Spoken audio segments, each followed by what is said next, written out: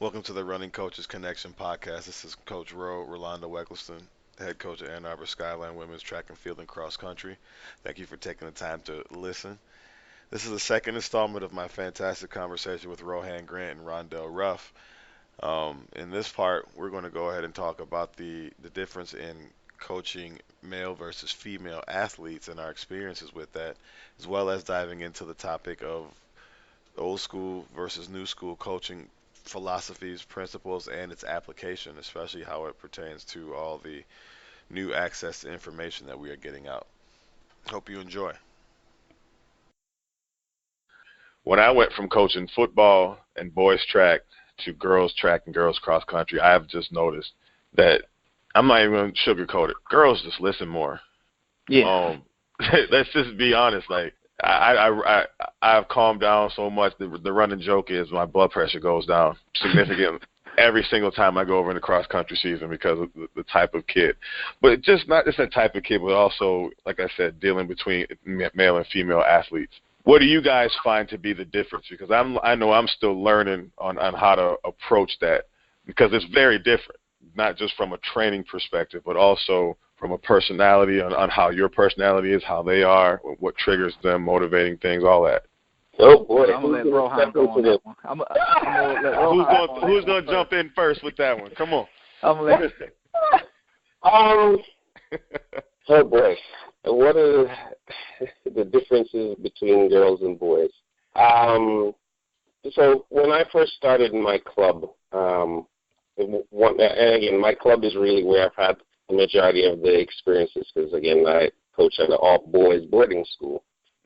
The thing that I realized was how important the social aspect within the experience of being an athlete differs from males to female. The social fabric in terms of how women communicate and how they engage at practice, the practice itself is secondary. It's really about establishing a social order and how they're going to work together to compete later on in the season. If they don't get that mix right, practices can be quite interesting. Where I think that for guys, the social part is incidental, right? They build their social bonds through competition, and again, I'm just an armchair sociologist. Giving my perspective and my insight on this, but that's what I've seen in my experience. And again, being the father of a daughter and listening to her and seeing how she engaged, where I wasn't even a coach, just watching how she built relationships on the team and how the social component is of a high priority. Mm-hmm. And I think in many ways, I think women build better networks, because they understand that the collaboration is what determines the strength and the integrity of the network. So the girls that I've worked with, that social piece was very important to them. And I don't know if they knew it or if they were just doing it intuitively, but as I observed and, took notes, I realized, if the social mix isn't right, then they don't run as well. And if somebody comes into the group that is not a good mix for the group, then, they'll let that person know what the existing order is. We're for guys, if the guy's good or not good, hey, he's a cool guy, we can do this, we can do that. They know then the guy probably isn't going to be on the relay, but they just treat it, as a superficial thing. And that guy who was on the periphery, he in order for him to get into that inner circle, he really has to work hard. He has to prove himself through competition. I wouldn't even say through workouts. It has to be done, on the field. Right. So. That's crazy. It's funny. You just kind of verbalized what I've been trying to figure. Like I saw that and I see that, that social aspect and that social pecking order, but I could never verbalize it into what you just did. So that's cool. That's that's what's up. I mean, I kind of, yeah, exactly. That armchair sociologist. Yeah. That's funny. For me, I think the difference is when I first got into coaching, I thought I couldn't be a girls coach because I usually have kind of verbal diarrhea. So I say what's on my mind. If I open my mouth, I say what's on my mind. Now I got better at not opening my mouth and just looking, which now some of my athletes, they're picking up on it like, oh, he's saying some crazy stuff in his head, so I'm going to leave him alone. But, so usually what comes to my mind, like if something was bad or wrong, or even if it's good, I will let them know that. And, I don't sugarcoat that. And I thought that directness with girls wouldn't work. But I think in my reality, or from my perspective, I think girls actually gravitate to that more, that honesty, that, you're telling me what I got to work on. Now, some girls, even guys, I think, guys, if you tell them something, they might take it the wrong way until you sit them down and explain to them what you meant when you say, hey, that rep was too slow, or you're doing it wrong. After practice, you have that powwow. They'll get over it. But girls, more so than guys, in my opinion, if you say, hey, that's not right, I think they appreciate that honesty instead of me just saying, oh, okay, that's okay. We'll get better next time. I think more so guys kind of want that, hey, that's okay, pick your head up, we get at them next time. So, guys will like our egos stroked a little bit more, I think. Girls, they just want the real, and I think that it's kind of the same thing in just in life. I mean, guys are, we're a little more egocentric. I think girls are, like Rohan was saying, they're socially centric, so they're aware of where they're standing at and how they appear and things like that. But they, if you ever been in a relationship with a woman, they tell you they want the honesty. They want to know what you're really feeling. And sometimes guys, we think they don't want it, and we try to find ways to sugarcoat it and make things softer for them, which actually makes the delivery worse. Because, women are very smart in being able to say, okay, I know what he's really trying to say, but he think that I can't handle what he's really trying to say. So they get into that whole, try and double layer of psychology that you're not really trying to take it to. So I think the best approach for me is like, hey, this is what I'm thinking right now. That was bad. Let's work on it and let's move on. Yeah. One thing I've found myself doing in terms of, coaching different genders is the battles you fight. And not just the battles you fight, but the way that you approach them. Because I'm with you, Ronnie. Like, I thought my approach would not work with girls. And it's actually flourishing because we have our fun moments, but when it's time to work, it's time to work. I mean, I literally have a banner in our shed at the track that says, nobody cares, work harder. Yeah. And that just kind of sums up my style. And I thought that wouldn't really work, but it actually works really well with girls because of what you're saying. Like they just want the truth and they gravitate towards it. And, the battles that I fight with them sometimes are managing their emotions when something else outside of running affects their day. That's one of the things that I see. Whereas when you're talking about with guys, some of the guys that I got, it's just like, it's more like managing a bullhead, like, dude, seriously? Yeah. I just find myself saying that a lot when I was coaching guys, like, dude, seriously? Like, did you really just do that? Managing common sense with some of the dudes is just unreal.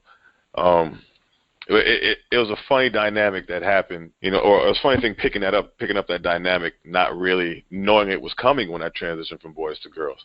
So I just find that fascinating. Now, I want to go back to something real quick, Rohan, because when you were talking about your start with coaching, you're talking about how it kind of spawned from an idea of how to train smart. And you touched on how there's a lot of access to new information out there, a lot that our coaches are getting. But what I find sometimes is that just because you have the manual doesn't mean you interpret it right. And you know what I'm saying? And I see a lot of that, unfortunately, where coaches are doing things, because they saw this drill and they saw it and it looked cool, but the application and the timing of it is all wrong. And so it's gotten me to this debate that I try to talk to with everybody as much as I possibly can. Is I've always felt like throughout time people have been fast, period. Mm-hmm. So you can't discredit old school methods. Obviously, there are some that are completely archaic and just don't apply. But then there's certain things like I find like jumping rope. It stands the test of time, And so Rohan, I'm curious, what are your thoughts on new styles and new practices of coaching with this access of information and this big boom we're seeing versus some of the old school methods and practices? Okay, so there are two things actually I want to answer because you tapped into another thought.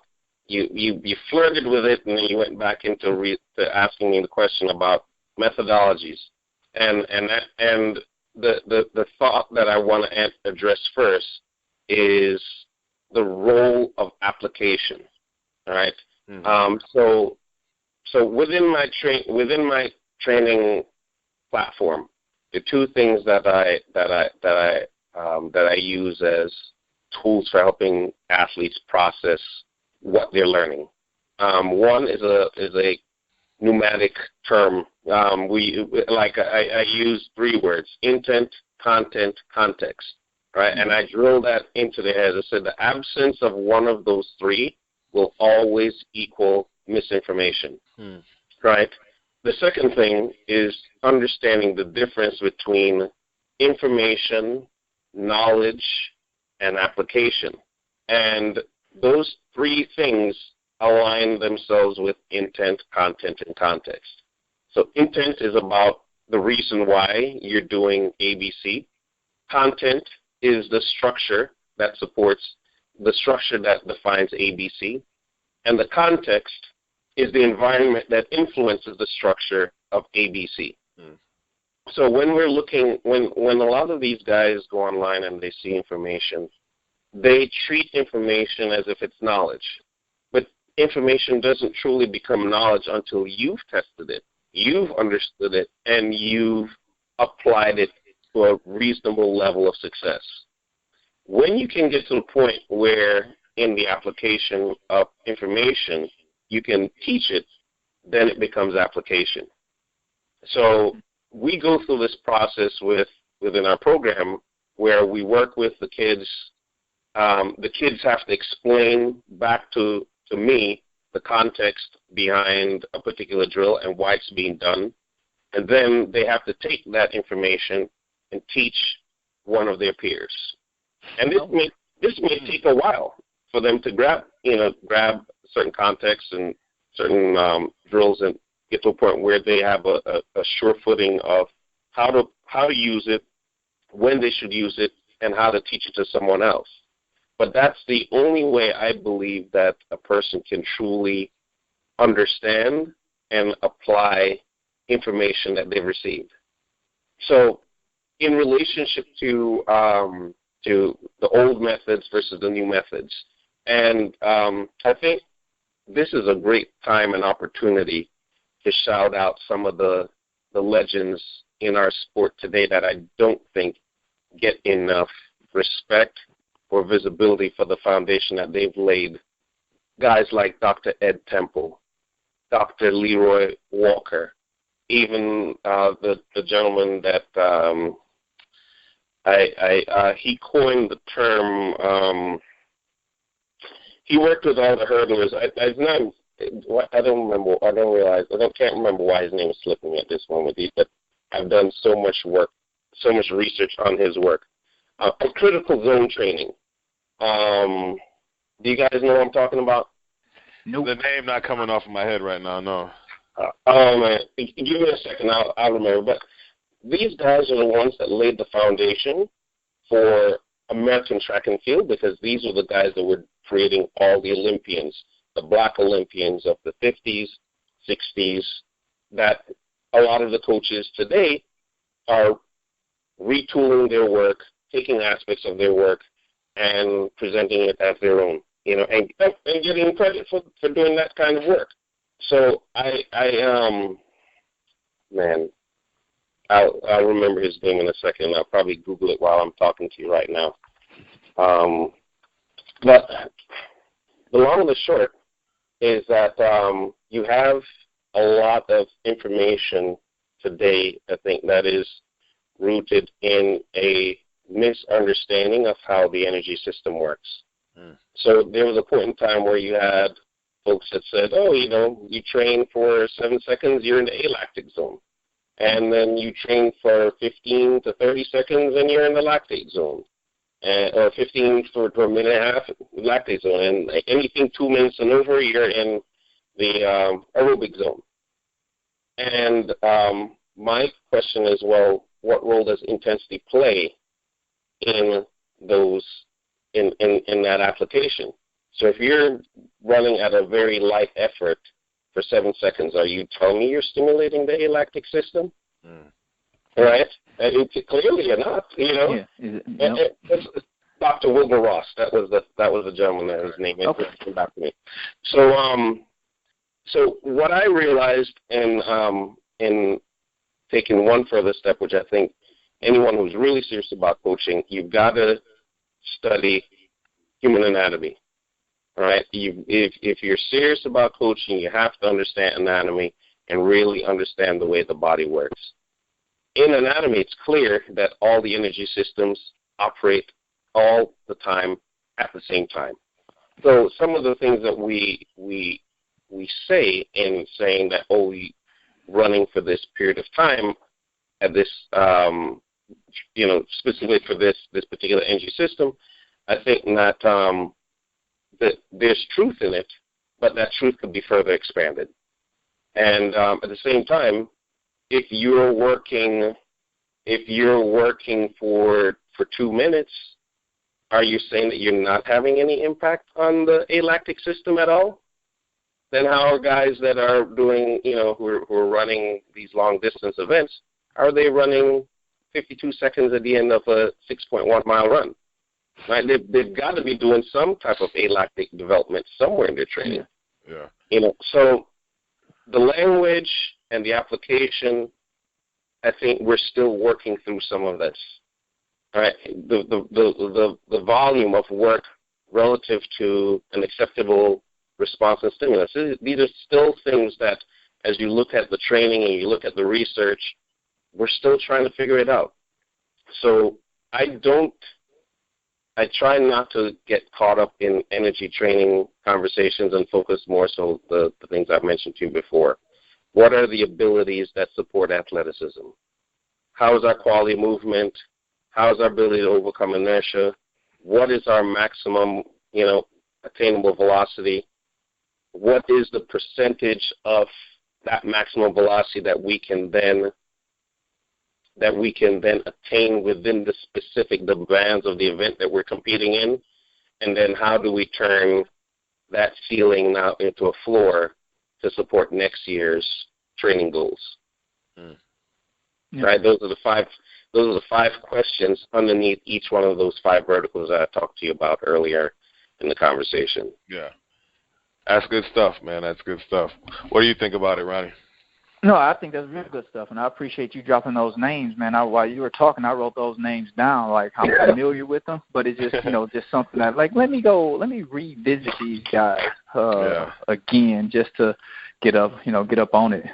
But I mean, I think my approach for that is purely simplistic. So I try to watch trends. I try to see what new information is out there, see what I can use. But I try to keep it real simple. And my general rule of thumb is I don't implement anything until I understand what it is. Like, if I find some new information, like what it is that drill, that exercise, that tool, or whatever it is, it does, and what am I trying to get out of it?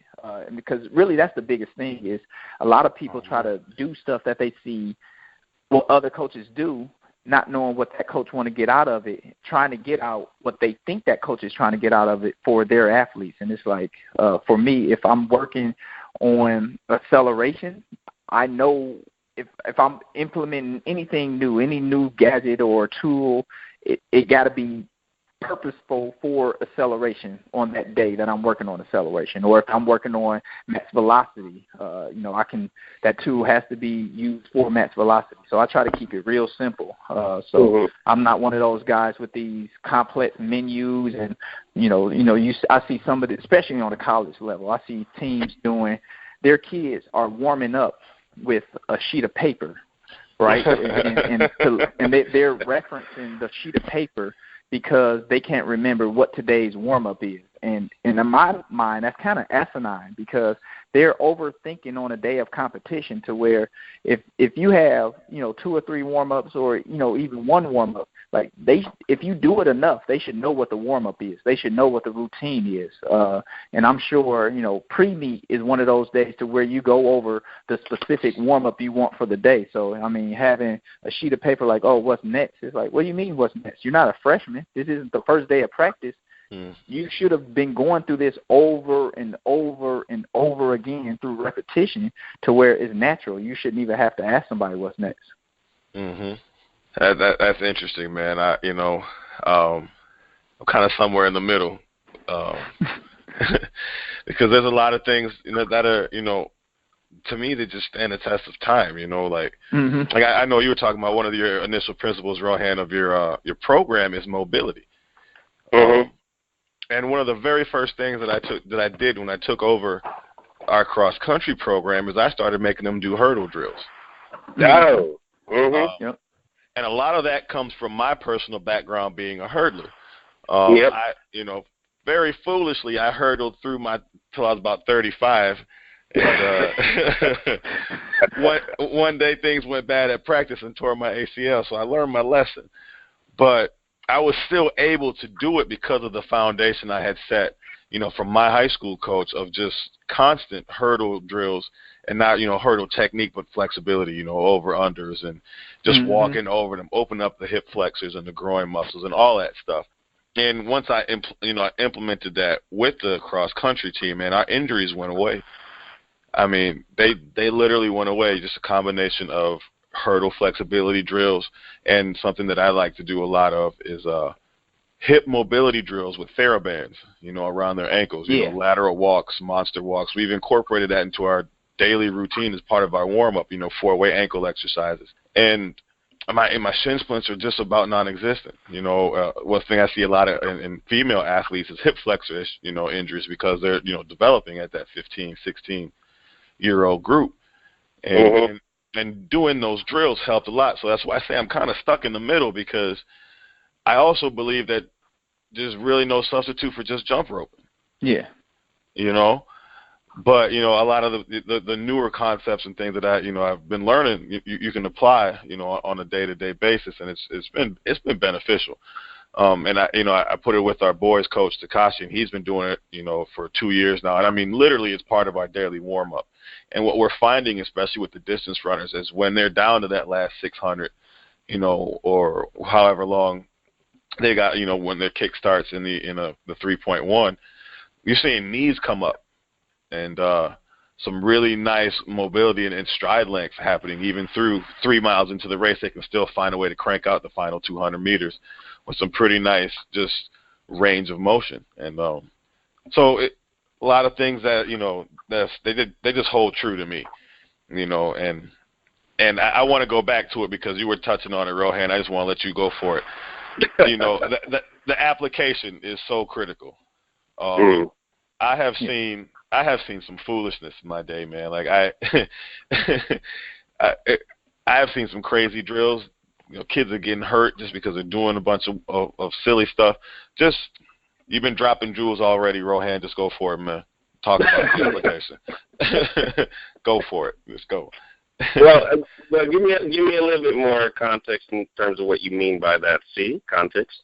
Well, like you said, understanding of the anatomy, and then also, Ronnie touched on a little bit some of the latest trends.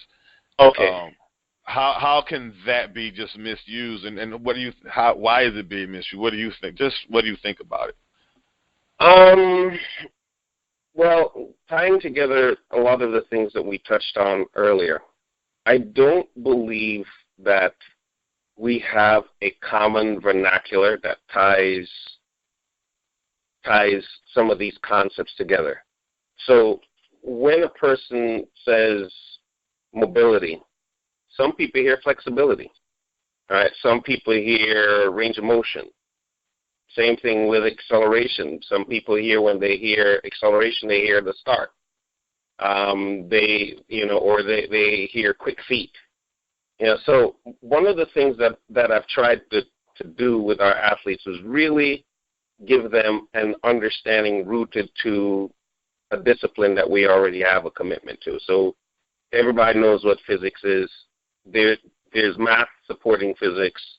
And again, maybe my bias is that I take a more cerebral approach to training, but I believe that what the athlete can commit to, right, and they can own as a concept or as a principle, that is what's going to sustain them through their competitive career, right? If they're doing, I've seen so many athletes, they'll follow what their coach tells them to do, and they're being obedient, but that level of knowledge and that information has not translated into knowledge, and it hasn't translated to application where it's actually something that they own and they can stand on in the face of scrutiny. Right? So if somebody asks you, well, why are you doing this? My coach taught me that you need to run, with your knees hitting your chest, and if your knees aren't hitting your chest, then you're not running a high knee. All right? I'm being silly right now. I'm creating a crazy example. Yeah, I got it. And, getting an athlete to say, well, that range of motion that you're taking while you're demonstrating great flexibility and great mobility, you're now sacrificing the other components that you need in order for you to run fast. It's the guy that has the optimal blend between stride rate and the stride length, and clearly, though you're getting your knees up, you're now sacrificing your stride rate in order to accomplish that goal, and that becomes counterproductive. That's the level of commitment that I ask from my athletes, so that if they're having a conversation with an athlete or another coach, they can understand that they're coming from a strong education-based foundation.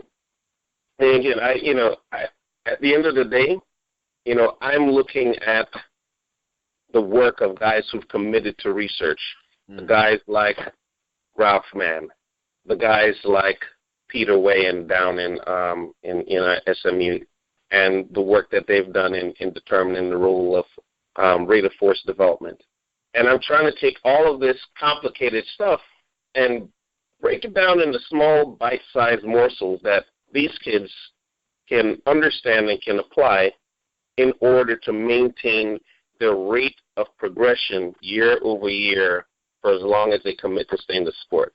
I think that the other problem in the sport is that we take a top-down approach rather than a bottom-up approach, meaning that we'll look at what the very best and talented folks in the sport are doing and then try to port that information down, right, rather than focusing on the greatest common denominator and figure out how we can raise up the quality of the floor. So it's like trying to say, well, now everyone is trying to figure out how to run 41 and a half steps, like Bolt. Well, you ain't 6'5", you ain't 6'6", right? And unless you're going to have somebody that comes to the table that can match his stride length or stride rate, right, and that combination probably is you're not going to have another guy that runs 9.5. So what are the other, if the goal is running 9.5, then what are the things that we need to take a look at? Well, maybe we ought to be considering the amount of time that he's spending on the ground. Maybe we ought to be looking at the speed of the cycle between the legs, right? We look at the rotation of the legs. But what about the timing between the right leg and the left leg? There's still time being lost there. Yeah. Right? So taking a more scientific approach to athletic development, I think is something that we could all benefit from. We don't need to slap the label of being a sports scientist on ourselves to contribute to the scientific development of the sport, because we're working with a large sample size, and we're working with we're working a large sample size of athletes over the course of our career, right? Most of the studies that we're researching are done by graduate students that are working with these guys for maybe 10 to 12 weeks, and they're working with maybe 20 kids in the sample size. Right? Well, what about a coach that's working in the sport for 30 years, has got 30 years of documentation, and has worked with over 1,000 kids? Doesn't he have some insight that could be useful to the scientific process in explaining why a certain process may work or a certain approach training may work? Oh, absolutely. But there's not a platform currently that allows for those rich veins of information to be mined. I also believe, in closing, that I think that socially we're influenced by whoever the dominant coaches are of our particular time. So there was a point in time, I remember, in the approach to training, that Tom Tellez was the man, right? That was like when I was coming up. Tom Tellez, and whatever Tom Tellez said, he influenced coaches and their approach to training. Then there was a time that John Smith was the man, and everyone was talking about dry phase and the 7 phases of sprinting and blah, blah, blah, blah, blah, right? And now the man is Dan Pass, and everyone is talking about doing dribbles and, these short cadence runs and all this interesting stuff that they're doing at Altus. And what you're going to see over time is that, unlike the scientific process, where folks are building on the previous body of knowledge while adding new knowledge, whatever is new completely erases whatever was old. Yeah. Right? So, in essence, you don't have any progress occurring. You basically have a process that's similar to the flavor of the month. And ultimately, while those guys may have, in their own thought process, the ability to distill the information that has come from the generations before, because they've worked with these guys, the general masses aren't contributing to the process because they're only engaging with the end product. They're not engaging with the entire process that created that distilled product that you see today. And again, we're, as human beings, every single one of us has a blind spot. So for as great as Dan Paff is, he has a blind spot. As great as John Smith is, he had a blind spot. As great as Tom Tellez is, he has a blind spot. And when we put these disparate thoughts, processes, concepts together, we'll see some overlapping similarities between the three, but we'll also see some areas based on their unique perspectives as coaches that they've highlighted something that was new or different relative to that period of time. And I think that the opportunity, the magic, the future growth comes from being able to see the spaces between the lines rather than just looking at the lines or the words on top of the lines. So, Indeed. Yeah. Drops the mic. He pretty much just did right there, man. Yeah, I mean, kidding. Just think about it. I mean, there's like it's almost like a like cliquish, right? It seems like Rohan been around a lot longer than us, man. I mean, he just dropped some jewels on us right now. Not calling you old, but you are old. No, I'm messing with you, man. But he's dropping some jewels on us. But I think, one of the things I really try to do is not associate myself with a train of thought. So he talked about, John Smith sort of way. I mean, we hear some of these or see some of these professional coaches taking subliminal snipes at each other that unless you're knowing what they're talking about, you just look at it as information, but it's really taking a snipe at somebody else's training theory or training method. And really, like he said, we all have blind spots. So just appreciate the fact that there's knowledge out there and use it to your advantage. If it applies, work with it. If it doesn't, let it fly. Right. Yeah. And here's the thing now. Without a connection to the past, it's very easy to believe that an idea that you've created, and again, I won't deny the fact that they may feel as if that they've created something, that they may feel that they've created something that they didn't realize already existed and was forgotten 50, 60, 70, or even 100 years ago. Right. So part of the reason why I appear as if I've been around for such a long time, I've made it a practice to go back as far as I could to really understand all the different thoughts that exist, and that's how I came across the guys that I mentioned to you. Yeah.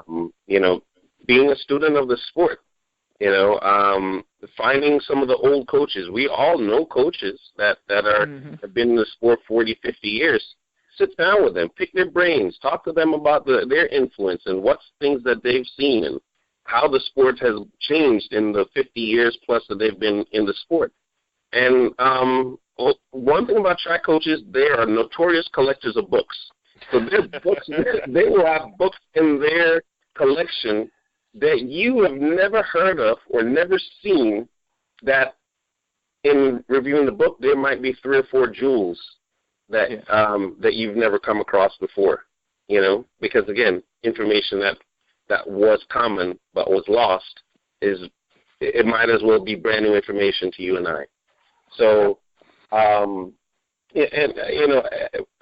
also say, I read a lot about, I've done a lot of reading, even as a sprint coach, on distance training philosophy, because I realize that at the end of the day, all things being equal, it's still the fastest guy that wins the race. So, how do guys that train at what we would consider, distances and intensities that are far away from the demands of maximum velocity, how are they getting faster? Yeah. So asking those types of questions, there's answers out there for those things, but these are the types of things, again, that I believe people should ask, and there should be more respect amongst the different schools of thoughts, the guys that are the thought leaders in the distance world, as well as the guys who are the thought leaders in the sprint world, because, as I said earlier, they're perspectives that they can add to each other, that they can certainly learn from. And, at the end of the day, it's all about becoming a better coach. Yep. Period.